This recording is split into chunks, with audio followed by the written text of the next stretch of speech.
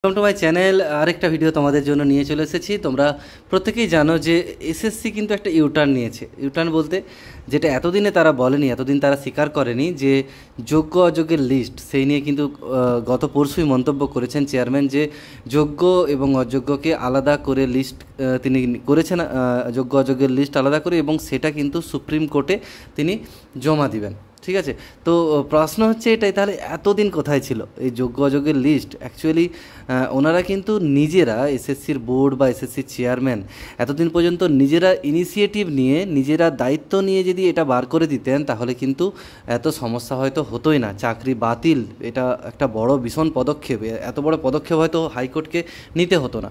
এতদিন চাপে পড়ে এই সময় এবার এসে বলছে যে যোগ্য লিস্ট অযোগ্য লিস্ট আলাদা করে সুপ্রিম কোর্টে জমা দেওয়া হবে। এবার দেখার বিষয় কাল কি হয়। উনি আসলে চেয়ারম্যান বলেছেন এসএসসি কী জমা দেয় কালকে, সেটা সব থেকে দেখার বিষয় বড়, যে কি জমা দিচ্ছেন এবং সেই হিসাবে কাদের চাকরি থাকছে, কাদের যাচ্ছে, কারা যোগ্য কারা অযোগ্য, সেটা কিন্তু ক্লিয়ার হয়ে যাওয়ার কথা আগামীকাল। দেখা যাক কী হয়। এবং সেই প্রসঙ্গে বিকাশবাবু কিছু বলেছেন, সেটা আমি ক্লিপটা অ্যাড করে নিচ্ছি, তোমরা একটু দেখে নাও। দেখুন, উনি সম্ভব যদি একটা হলফনামা দিয়ে দিন না, একটা হলফনামা দিয়ে বলুন যে ওরা বলছেন এরা যোগ্য এবং এরা অযোগ্য। এটা হলফনামা চাই, ওসব বক্তৃতা করে লাভ নেই। ডান দিকে বলুন, দেখছি ওকে, তাহলে তো অ্যাফিডেভিট করে বলতে হবে,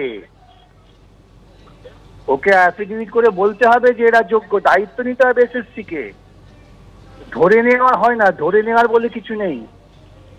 প্রথমত এসএসসি কাউকে অযোগ্য নির্ধারণ করেনি, এসএসসি বারবার বলছে এটা সিবিআই বলেছে, তাই এসএসসি স্বাধীনভাবে বলছেন না যে কারা কারা দুর্নীতি করেছেন।